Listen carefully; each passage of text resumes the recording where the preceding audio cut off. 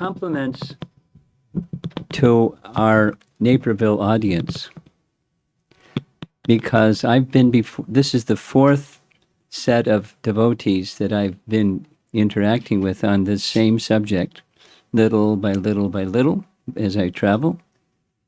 And boy, you all asked so many questions yesterday that resulted in my spending about 3.5 hours researching to get answers to those questions. And so I'm only going to do part of it tonight or today, and then the rest of it tomorrow.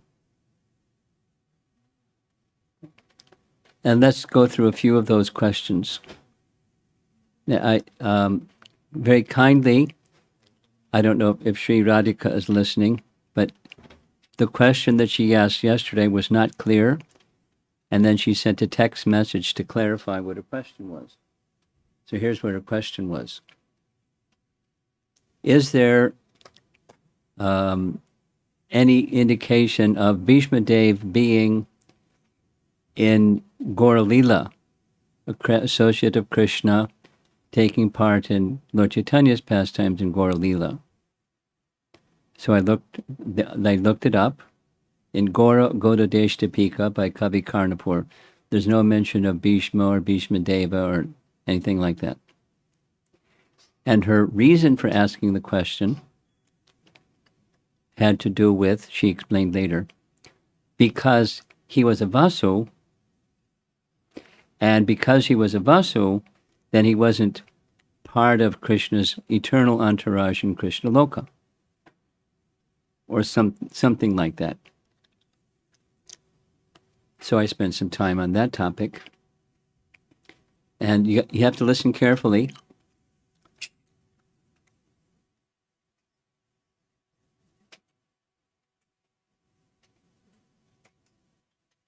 You have to listen carefully while you're being distracted by this tripod. There are 3 examples of devotees who are eternal associates of Krishna in the spiritual world, who had their expansions take part in Krishna Lila, and their associates in Krishna Lila had their counterpart in Gaura Lila. You ready?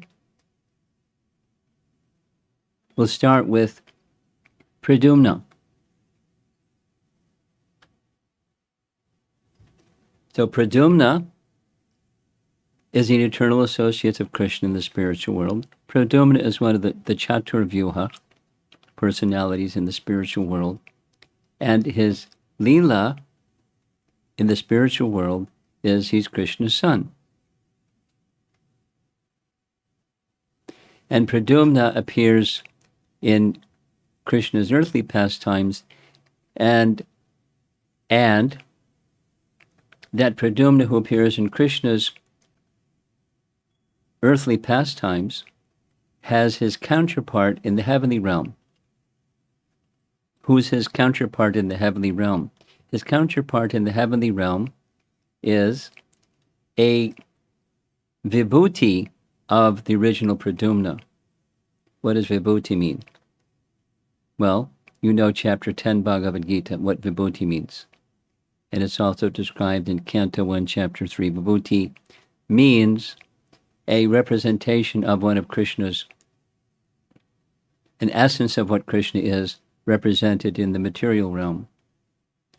So Kandarpa or Kamadev is one of Krishna's vibhutis. You can look it up, but I'm sure you know from chapter 10, text 28, that's who, he is one of Krishna's vibhutis. Kamadev or Kandarpa. So he has his place in the spiritual world, in the heavenly realm. We find in chapter 55 of Canto 10 that the Kandarpa or Kamadev who acted as a demigod, the Vibhuti of Krishna, Vibhuti Pradumna, which is the same as Vibhuti of Krishna, wanted to test out his arrows with Lord Shiva. Big mistake. Shiva didn't like it. Shiva burned his body into ashes.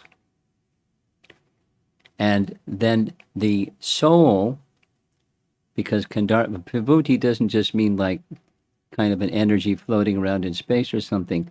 He is an empowerment of a jiva, so that jiva, no longer having a body, merged back into the body of the original Pradumna in Krishna Loka. And when that Pradumna of Krishna Loka appeared, as the son of Rukmini and Krishna, the Vibhuti, or Angsa, sometimes it's also spoken like that, of Pradumna, both appeared. How do we know that? We know that because the wife of Kamadev or Kandarpa, when her husband was cindered, she went to Lord Shiva, who had cindered her husband, and requested a benediction from him that he could reappear in some other body, and then she could again associate with him in the capacity of his wife or consort. Rati was her name. So there's this long story. Chapter 55 is a long story. When she went to Lord Shiva, at the same time that she went to Lord Shiva, a certain demon simultaneously just happened to go to see Lord Shiva at the same time. Deferring to the demon first, he asked the demon, whatever benediction you would like. He said, I want to marry her. Rati. But that's not what Rati wanted. So she said to Lord Shiva privately later, I don't want to marry this person. And Lord Shiva said, don't worry, he won't touch you. And by this arrangement, you'll receive what your desire, not yet spoken, was, that you'll be reunited with your husband, Kamadev. Did I lose anybody so far? So she trusted, she went, and the servant that she had for her demon husband, her name changed. She didn't go by Rati, some other name, and she was cooking. Lo and behold, Narada Muni, bless his heart, Narada Muni plays so many interesting roles in Krishna's pastimes. He informed the demon, the person that you would like to kill is taken birth as the son of Krishna and Rukmini. Watch your backside. So he went 10 days, less than 10 days after Pradumna was born, he kidnapped Pradumna and threw him in the sea. Big fish swallowed this little baby. After some time, the fish was caught by a fisherman. It was such a big fish. He gave the fish to the demon king. The demon king gave the fish to the kitchen. The kitchen opened up the fish, and there was this little baby, Pradumna.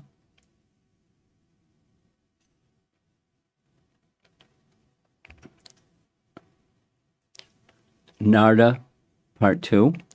Narda informed Rati, now going by a different name, that child that was in the fish, that's your son, that's your husband. So take good care of him. So she was a mystical personality. she fed him with certain herbs and this and that, and he grew very quickly and very strong and very powerful. And he saw her as mother, and then at a certain point, she started relating to him as a lover. And he said to her, "Mother, this is not appropriate. You shouldn't address me this way." And then she disclosed, "Narada told me who you are. You're my husband. This happened, that happened, the other thing happened. And that big demon, the fellow that thinks he's my husband, you should kill him." So miscellaneous things happened. The demon was killed. Pradyumna, now her husband, previously Kamadev, who was an vibhuti of the original Pradyumna, they were again united. By his touch, her material contamination was completely gone. And that's what we're going to hear this evening from the next Bhagavatam verse in chapter 9. By the touch of Pradyumna, all of her material tendencies were taken away, and she became elevated to a spiritually realized, perfected soul. And off they went, back to Dwarka. And they didn't recognize Pradyumna because he had been kidnapped when he was less than 10 days, kept saying, less than 10 days old, less than 10 days old. But he looked just like Krishna. So the residents in Dwarka, they thought he was Krishna. And they were shy, but very attracted. And then slowly, they started to recognize. And then Rukmini was very attracted. And she started to realize, this isn't my husband, but he looked like my husband. He looked just like my husband. And then it became revealed. Rati informed him, this is your son. So everyone was happy. That's example one. And there's three. The examples of Nitya Siddha personalities who have expansions or vibhutis or angsas, sometimes both terms are used, that then took part in Krishna's pastimes. And Pradyumna has his place in Gaura Lila. Pradyumna in Gaura Lila is Raghunandan Thakur. Okay. Now example number two. In this example number two, the vibhuti of Uddhava, who is an eternal associate of Krishna in the spiritual world, has a partial expansion, or an angsa, or a vibhuti, again, both terms are used, who appears in the heavenly realm as a vasu. Uddhava has a partial expansion, who is a vasu.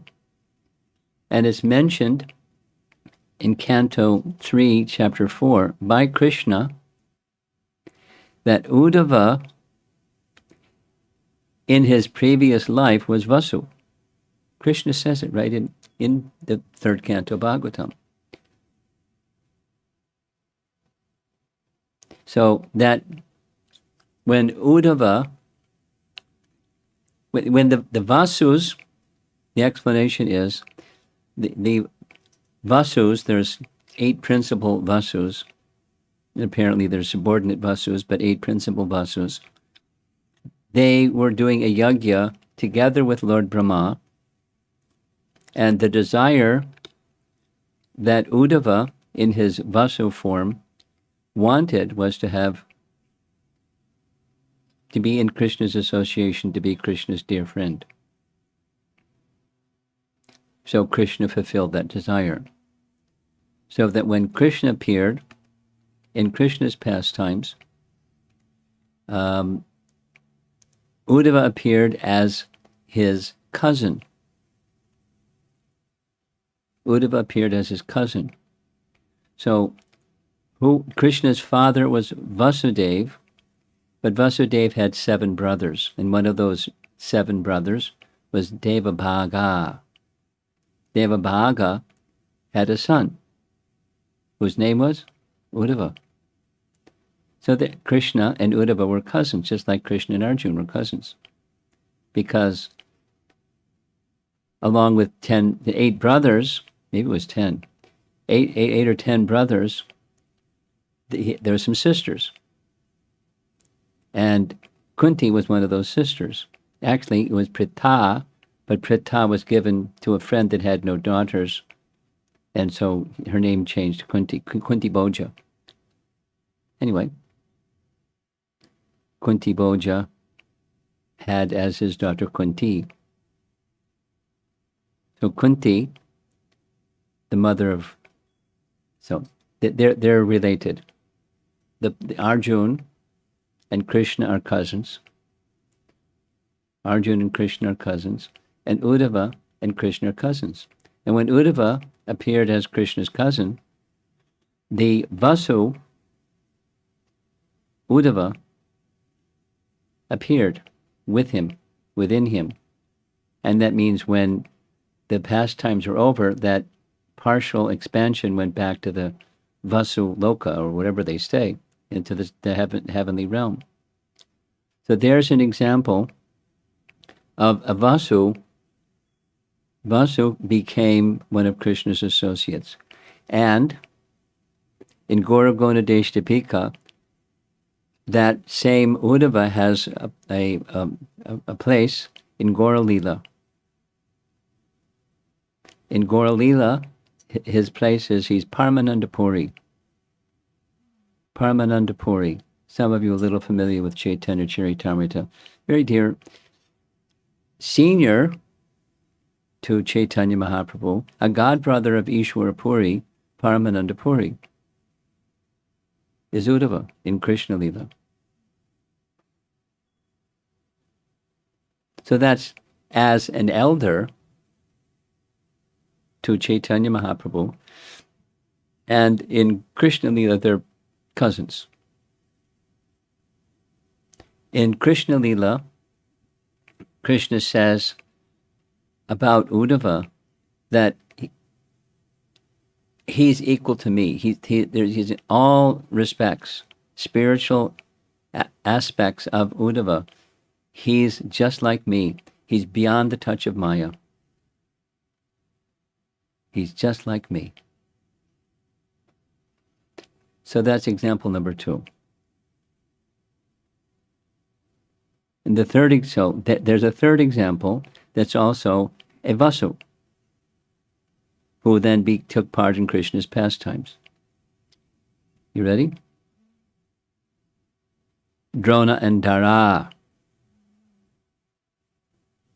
You know who is Drona and Dara?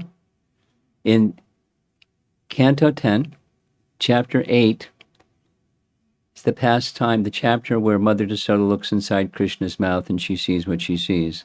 And she goes, I'm delirious, I better go see a doctor or something.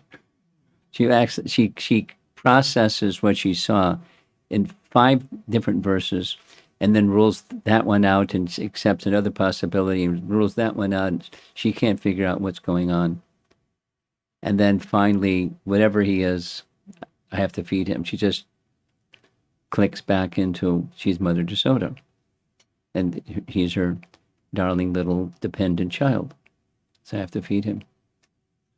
And after narrating all of that, chapter 8, Maharaj Parikshit says, wow, what austerities did she undergo to achieve, she and Nanda, to achieve that intimacy of love with Krishna. And of course, we know she didn't do any austerity. She's an eternal associate. She's Shakti, Tattva. It's not a post. She's eternal associate. However, the answer that's given by Shukadev Goswami is Drona and Dara. And you have to go to the commentary because it doesn't say it in the verse, but Drona and Dara were angsas, or partial expansions, of the original Nanda and Jasoda in Krishna Loka. So not only Krishna can expand himself, we have now 3 examples where, well, 2 examples, because Pradyumna is also Vishnu Tattva. But other living entities can expand themselves to facilitate Krishna's pastimes. So they did. And Drona became a Vasu. And with his wife, Dara, they underwent austerities long time. And Brahma came, what would you like? We'd like to have Krishna as our son. And he said, very well. Very soon Krishna is going to appear. So you enter into the earthly realm, and you'll become the mother and father of Krishna as your son. Not in the heavenly realm, but in the earthly realm. Then it's described that they, Drona and Dara, entered into the body of the eternal Nanda and Jasoda, so that they became the mother and father. And when the pastimes of Krishna were over, the pastime of Krishna came to a close in Vrindavan, where it's very interesting what happened. Here's some detail. Krishna's pastimes are very charming. Krishna didn't return to Vrindavan, although he was promising he would return, and he kept his word.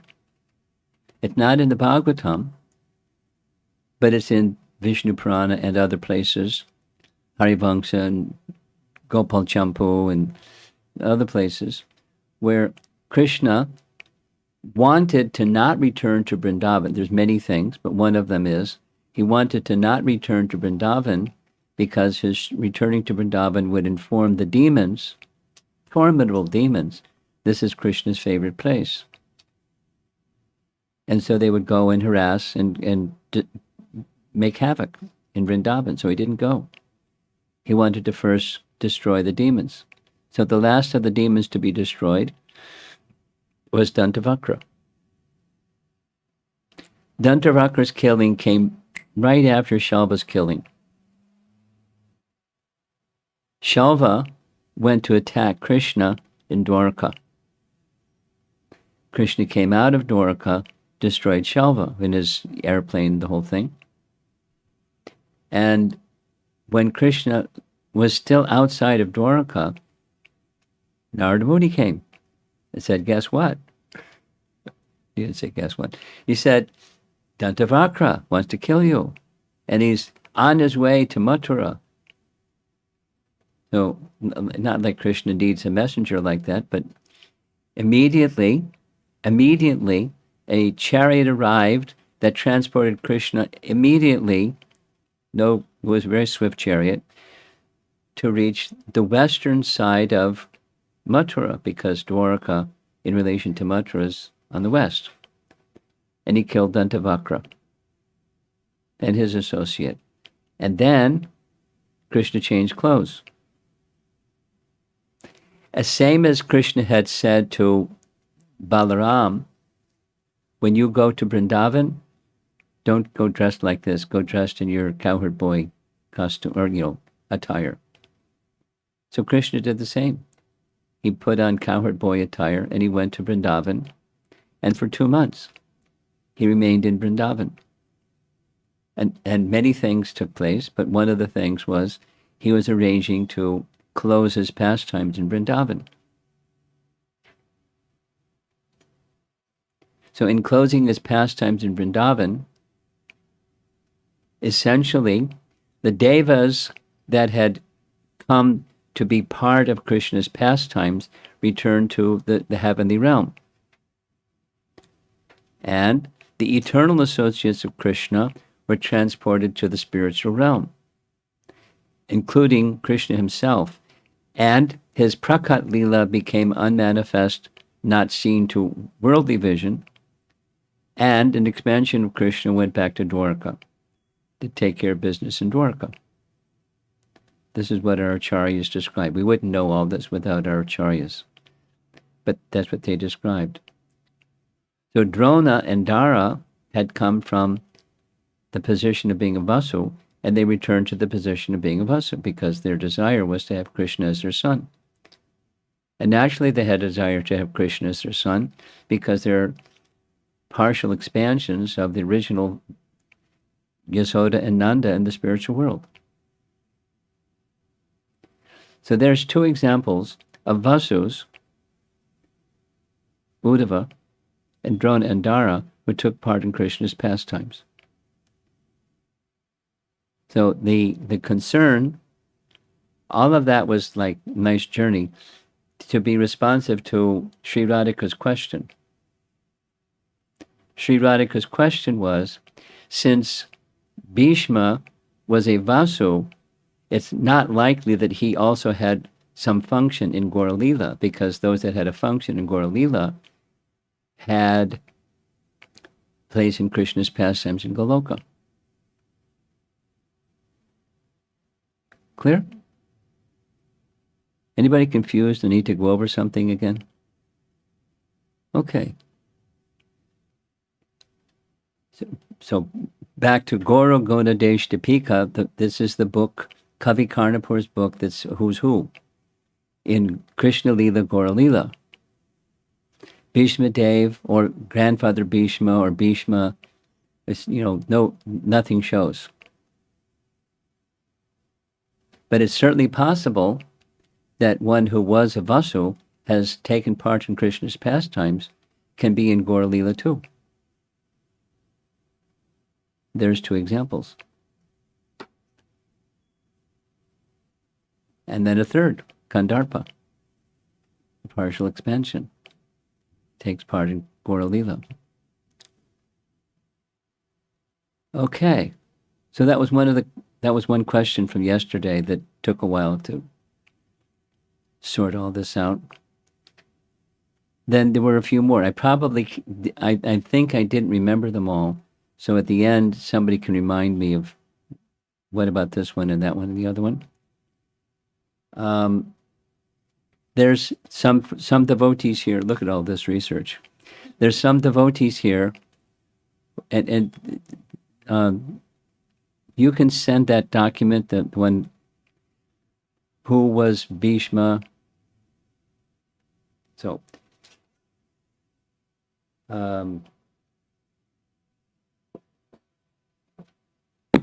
because this is about grandfather, this chapter 9 is about grandfather Bhishma. And since this is Naperville congregation, you all really ask detailed questions. So in case you didn't know, in Mahabharata, there's a description of how Bhishma came from becoming a Vasu to this realm. And the narration is given by his mother, Ganga. Ganga was the mother. She was cursed without that detail. So she was to take birth. And the Vasus were also cursed. The Vasus were cursed by Vishishta. And you can forward that document to us straight from Mahabharata. But Vishishta was residing on Mount Meru. And the Vasus were traveling about here and there in the forest. And they came upon the hermitage of Vishishta. And they saw that Vishishta had this fantastic cow and a little calf. And they became very attracted. And the cow and calf of Vishishta did amazing things. So one of the Vasus named Dio, his wife was with him. And she said, I want that cow. I have a friend, and I'd really like to give that cow as a gift to my friend.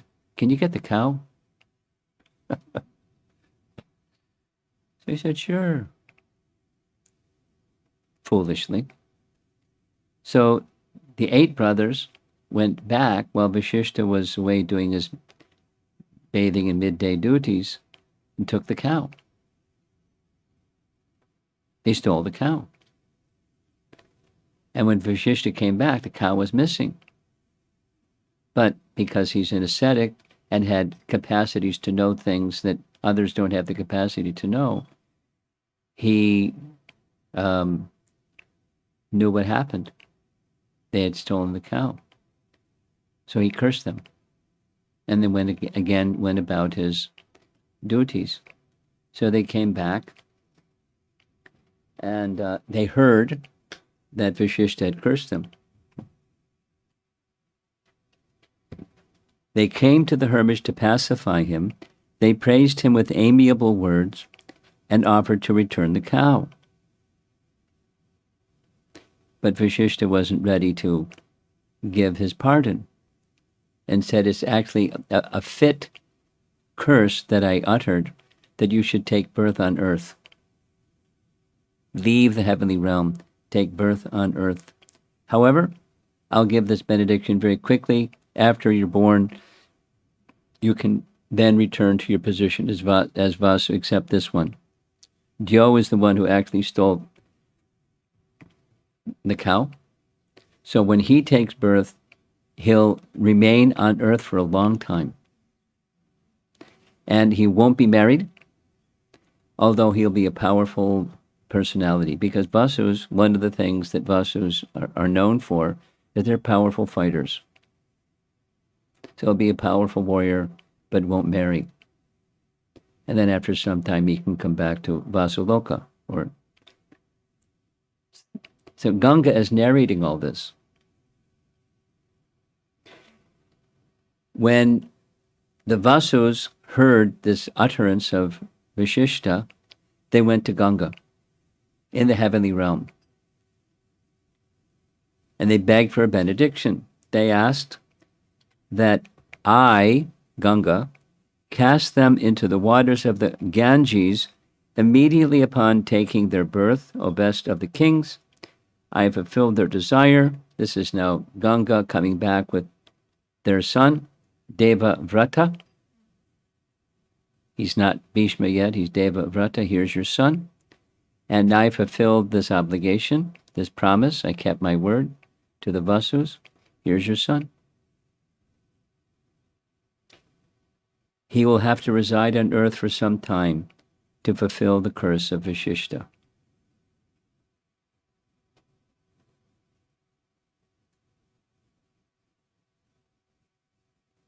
So that's how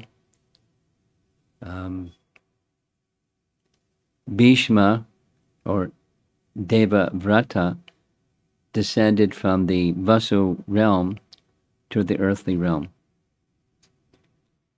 Then there was another question about, this was your question, about how is it that, one of your questions, how is it that Bhishma didn't comply with the instruction of his guru? Now, he had 3 gurus. Ganga informed Santanu that I've trained him. Doesn't give the years, how many years she shook the sun away. But Parshuram was the Dhanur Ved guru. Vashishta himself was one of the gurus. And Shukla, who I don't know who that is, was the 3rd. So he was fully trained and turned over to Santanu. Now, when there was this Amba, was in a get-back mode and get back at Bhishma, he didn't want to get involved. But hearing the discussion between Amba and Parshuram, a Brahmana agreed, yes, you should help her. A damsel in distress, you should help her. So because a Brahmana asked, then he agreed. Because that's Parshuram. He's very obedient to the wishes of Brahmanas. It's for that reason that he gave all of his military skills to Drona. Another Mahabharata story. So, when Parshuram then went with Amba to Hastinapur, to confront his disciple. The disciple offered all respects, so forth and so on, and very straightforwardly marry this girl. Right, straight from Mahabharata. This is from Krishna Dharmas. I cannot by any means take back this maiden, for she has given her heart to another. It is always wrong for a virtuous man to accept such a woman. I cannot renounce my duty out of fear, greed, attachment, or pity. This is my vow. So then he said, you do what I say, or battle. Marry her, or battle with me. Bhisma says, these are the three reasons. O Lord, what you're commanding me to do, I cannot do. What is the use of laboring for it? What foolish man would accept into his house a woman sighing for another? Furthermore, I have made a solemn vow never to marry. I see no virtue in your order. Vayu has stated that a preceptor may be abandoned if he is vain, excessively proud,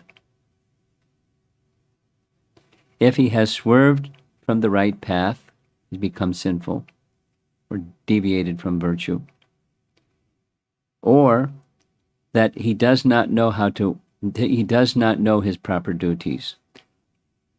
3. I see no sin in fighting with you on this occasion. Rather than accepting your order, you're asking me to engage in an unrighteous act only for your profit. Now, he's saying only for your profit, as if there's unrighteous acts that are okay if they're not for your profit. But it's not, anyways, it's not elaborated upon.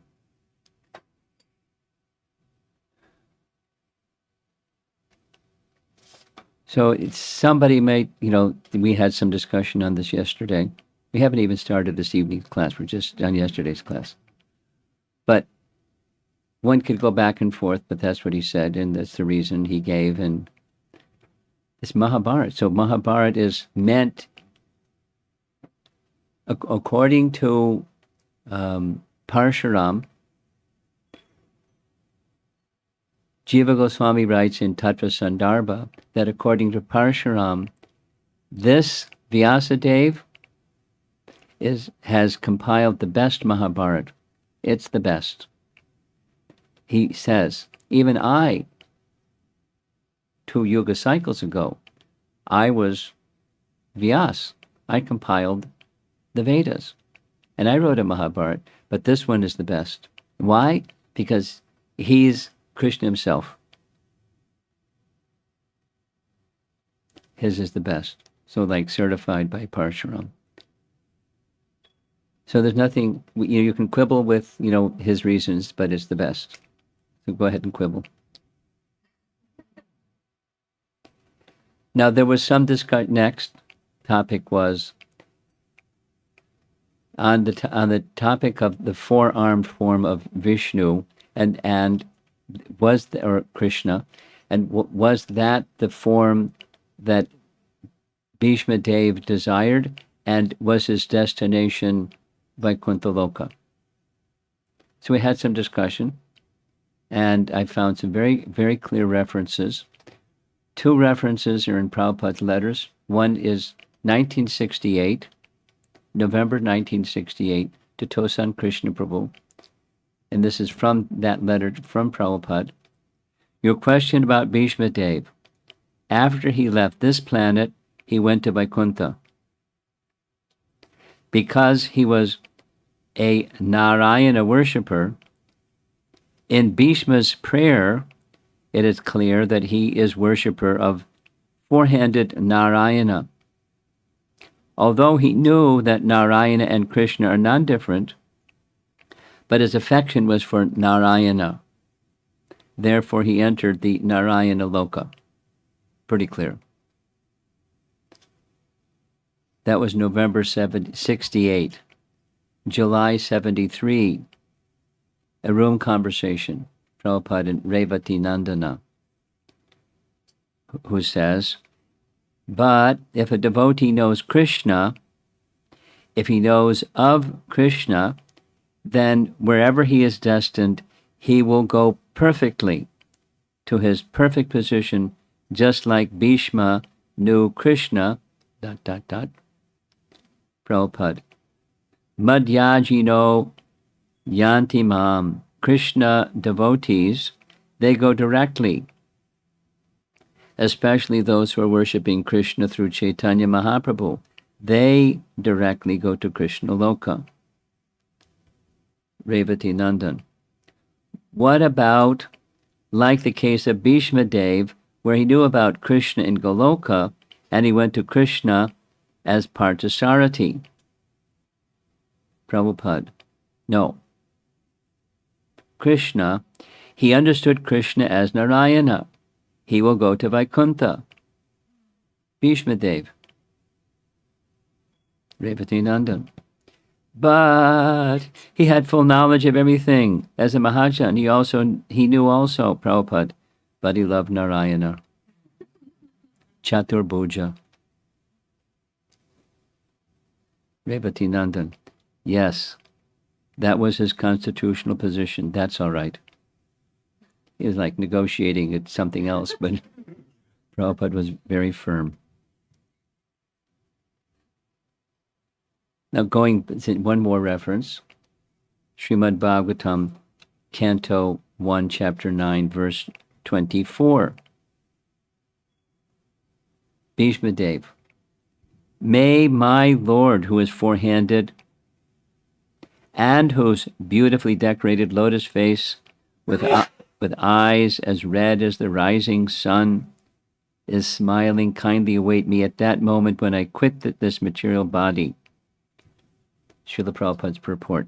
Bhishma Dev knew well that Lord Krishna is the original Narayana.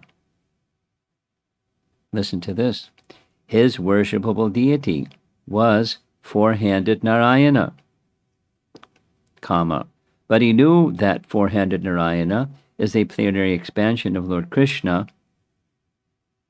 Indirectly, he desired Lord Krishna to manifest himself in his four-handed feature of Narayana, which makes it sound like he wasn't showing his four-handed form, and please show your four-handed form because that's my worshipable deity. Then some other messages. He desired that the Lord stay before him in his four-handed Narayana feature so that he might concentrate upon him and thus be in trance in that meditation. Then his mind might be sanctified with thinking of the Lord. Thus, he did not mind wherever he might go.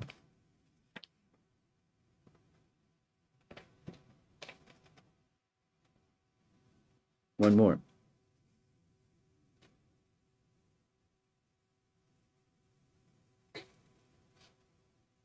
No, we'll do that one more tomorrow. Did I miss anything from our yesterday's discussion?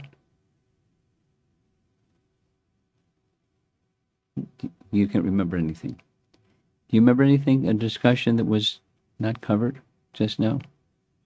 Okay. I like Srimad Bhagavatam. And here's a little Janma karma chame divyam evam yo veti tatvataha tyaktva deham punar janma naiti mameti sarjana. Do you know that verse? You know that verse? You should learn that verse. Do you know the verse? Can you say it? No, we don't need the microphone. Just say it. Say it loud.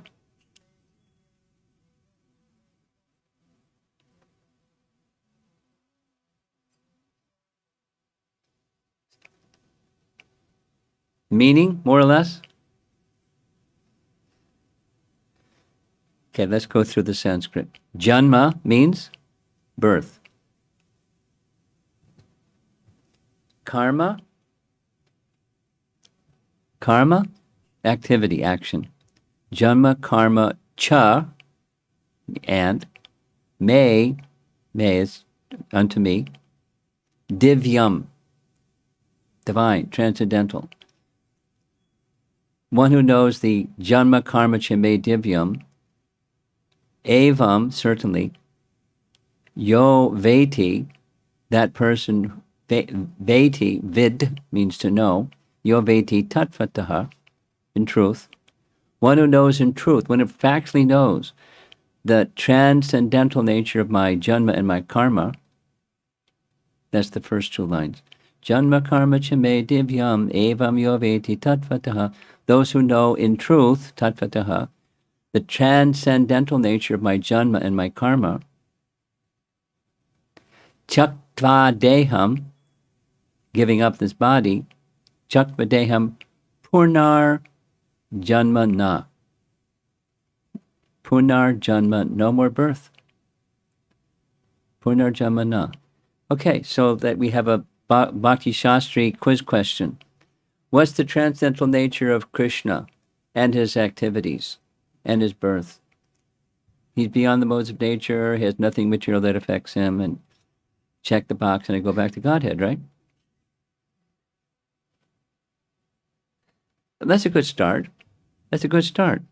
But then there's details and details and details, and when starts to appreciate the details and the details and the details, then you start to understand the transcendental nature of Krishna's janma and karma. And just like Grandfather Bhisma, which we're spending so much time covering topics in relation to Grandfather Bhisma and his devotees, they're also transcendental. Now, that leads us into, so to hear all these different details is part of that verse, Janma Karma Chame Divyam. The Divyam part of Krishna's Janma and his karma, his activities are in connection with his devotees.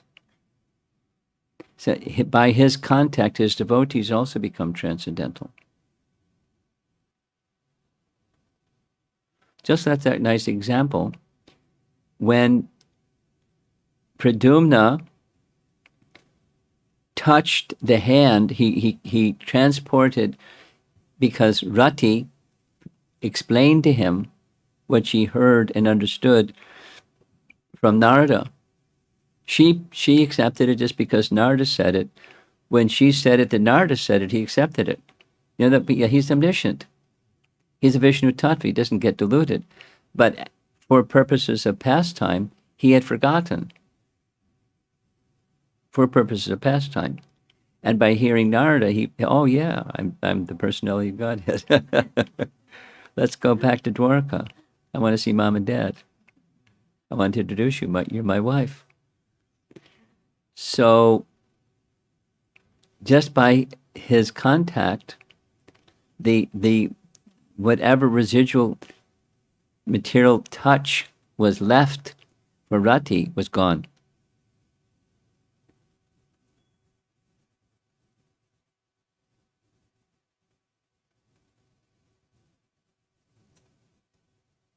There isn't the same kind of explanation. My mind has gone a few times to who was Rati before she was Rati. Because the demigod Kandarpa or Kamadev was a partial expansion of Pradyumna. There's the spiritual Cupid and there's the material demigod Cupid. You know, Valentine's Day. That's the American version. But where does it come from? It comes from the Vedas. So it doesn't say, it's intuitive that as Pradyumna of the spiritual world made a partial expansion as Kandarpa, his consort was also partial expansion of Pradyumna's consort in the spiritual world. In any case, her remembrance of her spiritual identity was restored just by touch with Pradyumna. And because she was, the covering was cleared, whatever residual covering was cleared, because of her devotion for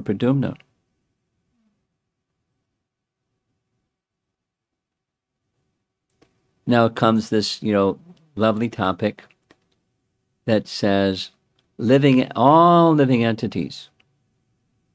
There's a lot of living entities. Look out the window, or consider how many species, etc. All living entities. They're Krishna's eternal parts and parcels, and Krishna's eternal parts and parcels have an eternal relationship with Krishna, and in that eternal relationship with Krishna, it's love for Krishna. In the heart of every living entity, it's love for Krishna. It's part of, this nice topic, the ontology of the soul. And if you really want to get into it, read Paramatma Sandarbha. It's there. The ontology of the soul. There's a lot of discussion going on out there in ISKCON land about this topic, the ontology of the soul. But to keep it really simple, all living entities have an eternal relationship with Krishna, and that eternal relationship with Krishna is now covered. And the bhakti process is to remove the covering. To remove the covering requires two things. Something that we do and a lot of mercy. Two things. Something that we do and a lot of mercy. And we make choices that are in the direction of what Krishna wants, and we need a lot of mercy. And the mercy comes through representatives of Krishna. It's Krishna, but through representatives of Krishna that are carrying bhakti, and that bhakti shakti awakens remembrance. It's kind of gradual because we're kind of covered. Really gradual because we're really covered. But it's our nature. It's happiness because it's our nature. Our nature is happiness. And it's happy when it's done properly because it's our nature. And, a lot of mercy is required to restore that nature. So now let's go to this evening's class, because Bhisma Dev, who is a Mahajan already, is going to experience the coverings of illusion being taken from him. Here's text 31, just the translation. By pure meditation, looking at Lord Sri Krishna,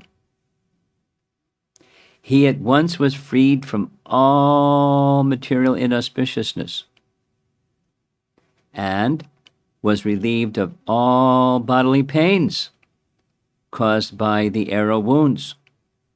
Thus, all the external activities of his senses at once stopped, and he prayed transcendentally to the controller of all living beings while quitting his material body. Prabhupada's purport. The material body is a gift of the material energy, technically called illusion. Identification with the material body is due to forgetfulness of our eternal relationship with the Lord. For a pure devotee of the Lord like Bhisma Deva, this illusion was at once removed as soon as the Lord arrived. Lord Krishna is like the sun, and the illusory external material energy is like darkness. In the presence of the sun, there's no possibility that darkness can stand. Therefore, just on the arrival of Lord Krishna, all material contamination was completely removed, and Bhisma Deva was thus able to be transcendently situated by stopping the activities of the impure senses in collaboration with matter. The soul is originally pure, and so also the senses. By material contamination, the senses assume the role of imperfection and impurity. By revival of contact with the Supreme Pure Lord Krishna, the senses again become freed from material contaminations. Bhisma Deva attained all these transcendental conditions prior to leaving the material body because of the Lord's presence. The Lord is the controller and benefactor of all living beings. That is the verdict of the Vedas, He is the supreme entity, the supreme eternity and living entity among all the eternal living beings, with an asterisk. Prabhupada's quoting Nityo Nityanam Chaitanas Chaitananam at the bottom, like a footnote. And he alone provides all the necessities for all kinds of living beings. Thus, he provided all facilities to fulfill the transcendental desires of his great devotee Bhisma Dev, who prayed as follows. That's coming attractions, his prayers to Krishna. Now, was Bhishma covered? How do we understand that? He's a Mahajan. Come on. How can he be covered? He had to wait till Krishna came, till he became free from covering? Who has an answer to that? It's a mistake, right? It's not a mistake. Why would it be in the pages of the Bhagavatam? It's not a mistake. So what was that residual?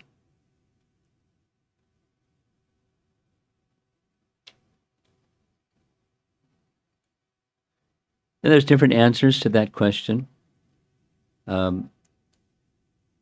Perfect, more perfect, most perfect, that's one answer.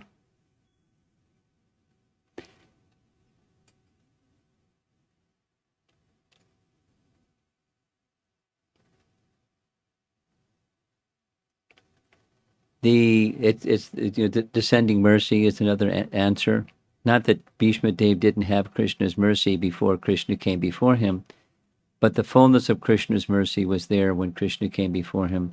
It's something like, not the same, but it's something like Priyavrata. When Priyavrata went to the forest saying, my younger brother, he's very capable of conducting the kingdom, let him become the king. I want to go to the forest and perfect my devotion. So Uttanapada became the king and a whole line of kings, and something happened, the line was broken. So his father, Priyavrata's father, was in a jam. He had to have a king. So he went to his son, Priyavrata, come become the king. He didn't want to become the king. He was further down the path of not wanting to become the king. Narada came. He thought, okay, now I've got a sannyasi. He'll help me say no. So I won't have to say no to my father. And then a third of the 12 Mahajans came, Lord Brahma. So that kind of ganged up on him. And Brahma, he said, yeah, I give you this benediction. Yes, by contact with the material energy and being a king and having queen and opulence, the attainment that you have now, that you are situated in now, will be not the same as you become the king, but I give you the benediction that it'll be completely restored after you stop being the king. So sure enough, that's what happened, and sure enough, that's what happened. He became completely, the illumination wasn't the same, but it was a service, and because it was service under the authorization of such authorities, he became freed at the end. And a perfected soul. So it's not like he became a contaminated soul any more than Bhishma Dev, in doing what Bhishma Dev did. By doing what Bhishma Dev did, he became contaminated. He was under Krishna's protection. And, he knew who Krishna was. Give him half a chance, and he's going to say who Krishna is in the royal assembly, etc., etc., etc. He knew who Krishna was. So he could check the box. Janma karma chame divyam, check the box. But in Krishna's presence, any of the influence due to involvement with material energy completely gone. He didn't need the mystic yoga program. He just needed Krishna's presence. But he followed the mystic yoga program. We discussed that yesterday. Just set an example because there's some persons that don't have that kind of bhakti that Bhishma Dev has. So they rely on other systems, just like we read in yesterday's purport, those verses from chapter 8, how yogis can also attain the supreme. But the best and direct is the bhakti process. So knowing, this is the final, knowing Bhishma Dev's desire, Krishna fulfilled Bhishma Dev's desire because he's a pure devotee. So Krishna fulfills the desire of his pure devotee. So that's it. We just have to become pure devotees. Piece of cake, right? And it's nice. It's natural. It's our natural consciousness. We just have to let go of all that contamination stuff and become pure devotees. Or perform your prescribed duty and always think of me. That's a nice way to put it. Mama nusmara yudhyacha. It's there in Bhagavad Gita. We just have to, live Bhagavad Gita. And hear these nice discussions about Krishna and his pure devotees. That's Srimad Bhagavatam. It's rich. And we just keep hearing and hearing and hearing and trying to follow as best we can, living our lives according to this Bhagavad Dharma. And something happens. What happens? Well, the contamination starts to cleanse and the awakening of attraction for Krishna starts to awaken. That's our life. And we do stuff depending upon our situation in life. And we continue hearing Srimad Bhagavatam and becoming cleansed and awakened. Along with so many other nice things that we do, including have a nice job that starts in September and, all kinds of nice things. We do those things. Knowing that it's a phase of life we're passing through and there's the ultimate destination and I want to stay fixed on the ultimate destination, even though I'm distracted by stuff. And we keep association. So that gets, that path stays clear and open and we keep moving on it.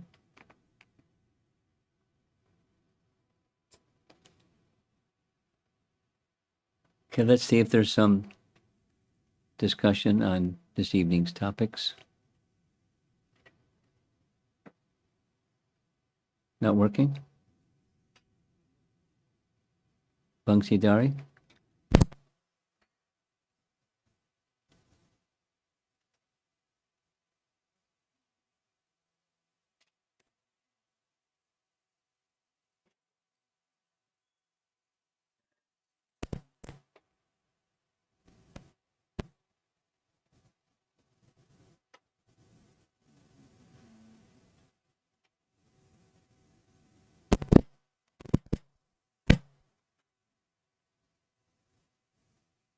Technology is great when it works.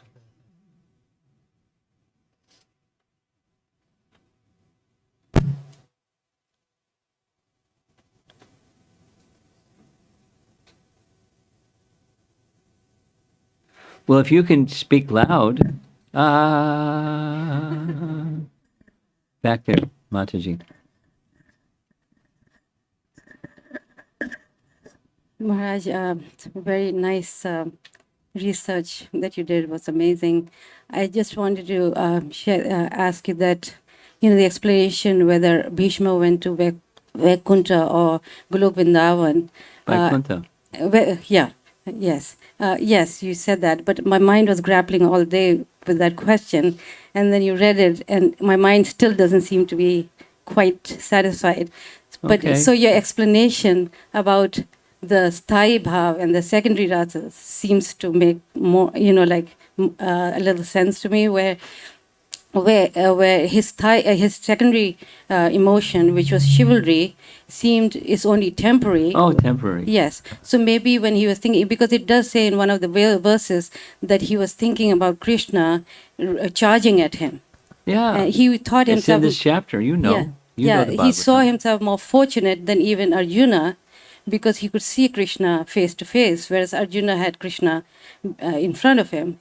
So if he's thinking like that, then so he's obviously thinking about Krishna in his two-armed form.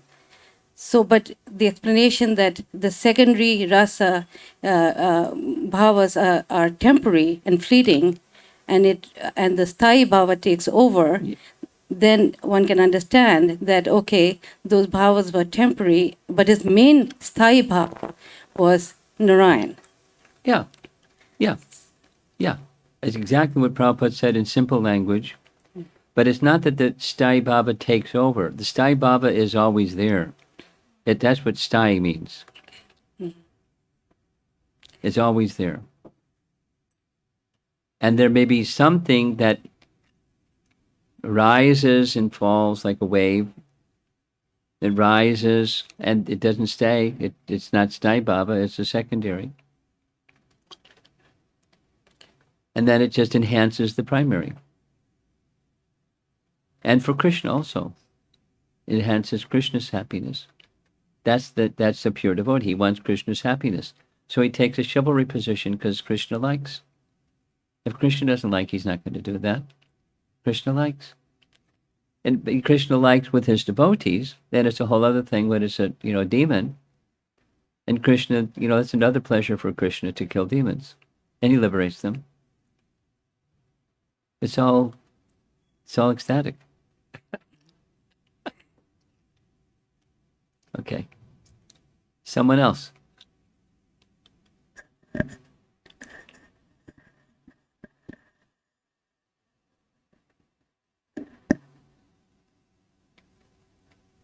Sri Radhika, do you have anything to add to this topic that you brought up yesterday?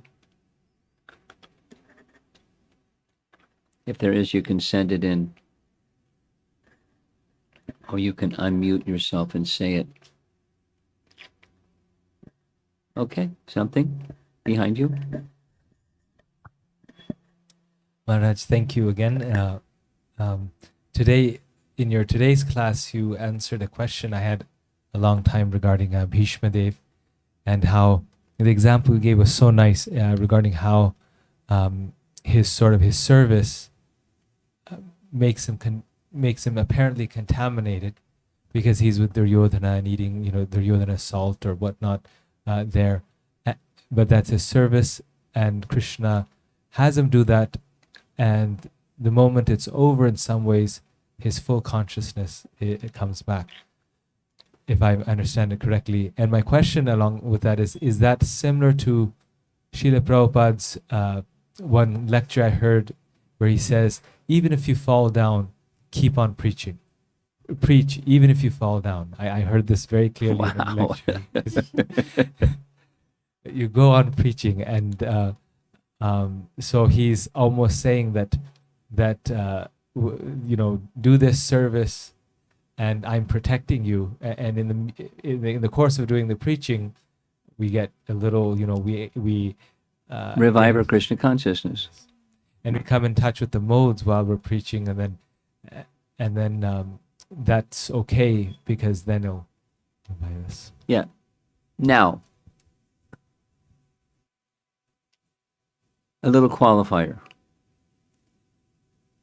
When one hears something like you just repeated, the context becomes very important, because there's rules and there's exceptions to the rules, and when one should step forward to speak and when one should not. So the situation, the person involved, the time, place, the details become important in something like this. Saying that by bringing that up means that there are certainly circumstances where persons who are fallen, if they continue to speak or preach, depending upon, the circle in which they're speaking or preaching, they can muddy the water and bring a bad name to purity. Because if they're in Maya, they're going to do Maya things along with preaching. Depends on what, depends on the person, the circumstance, etc. So one has to be careful with Prabhupada says, the time, place, circumstance, details. The context is important. But now back to your question. Yeah, it's like that. It's more than, if you fall into Maya, keep preaching. It's when let's just say, there's a few householders here. And by the very nature of household life, there's contact with the material energy in various ways. And there are risks by being in contact with the material energy in various ways. And one should be wary of that risk. And one who is aware of the risk, then there's some protection because there's, safeguards taken when I'm in touch with the material energy. And I'm aware that by contact with material energy, there's risk. Still, one who's careful, just like you get in your car, you don't know if you're going to get to your destination. Accidents happen. Accidents happen if you're even a nice, grahasta, and you're careful, and you follow. You don't deviate, and accidents can happen. But so the good news is Krishna will protect you.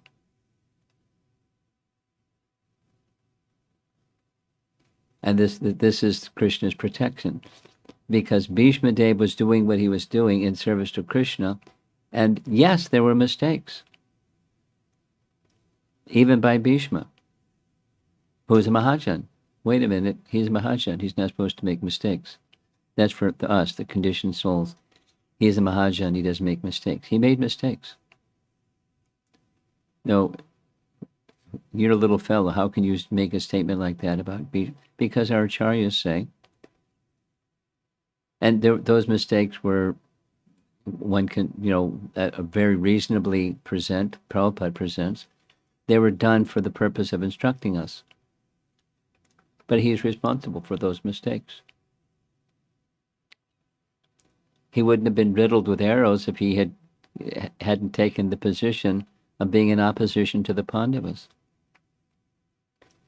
Anyway, without analyzing Dharma and did he make the right choices Dharma-wise, Krishna wanted to show something through him, and he's a pure devotee. Proof, in this little paragraph, Krishna came to fulfill his desire because his desire was to become relieved from any residual contamination due to material contact. Although he wasn't a householder, he was a brahmachari. There was material contact because of his involvement in politics and the royal family life.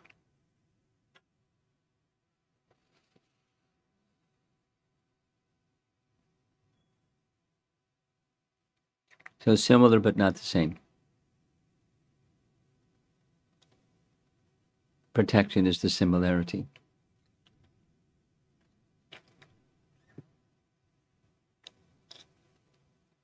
Anything else?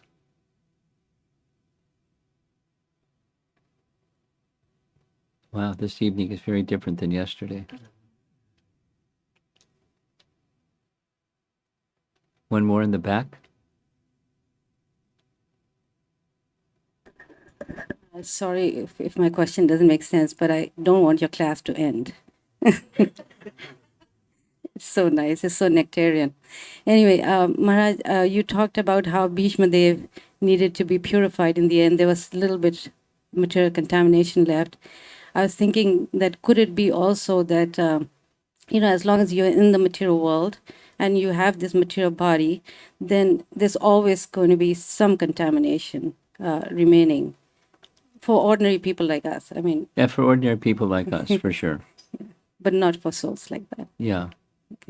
We don't, that would be a big mistake with, our great acharyas. On the other hand, I was listening to a really nice, I couldn't find the reference, but it's from, Hari Parshad was making a reference that he showed on his screen, a letter that Jiva Goswami wrote to a follower. He said a disciple. As far as I know, there was only one disciple, and that was Jiva Goswami. So Rupa Goswami, no, excuse me, Jiva Goswami. Anyway, he was writing to someone about his book on grammar. And he said it should be looked at very carefully, and if you find some mistakes, makes correction. Indicating that even Jiva Goswami can make a mistake. How can Jiva Goswami make a mistake? How can Jiva Goswami make a mistake? It's just a grammarian kind of mistake, not a Siddhanta kind of mistake, but it's a book on grammar. So it's in the realm of possibility, even for such elevated souls. He made a nice reference to something Baladev Vidyabhusan said, that every living entity, not just every conditioned soul, every living entity is prone to mistakes. Now, that's a little risky to look at our perfected souls and say, well, maybe he made a mistake. That's very dangerous.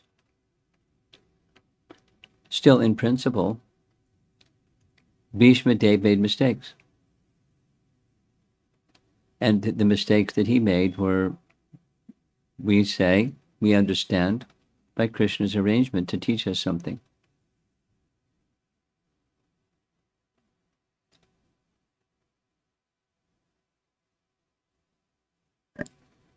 Maharaj, isn't that true for the case of Dhruva also and Prahlad? All these people, they had already seen Krishna. So when they went back to rule and become kings, then they were protected by the Lord. And Yes. even Kardam Mundi. A very good example. After he saw the Lord, etc., Dhruva, something happened. Sudurachar happened. He went on a rampage and killing yakshas. Wild rampage, anger, revenge. That's not Shuddha Bhakta. But it got corrected quickly. Good point. Okay. Anyone else? Okay, class is over. Srila Prabhupada ki Jai.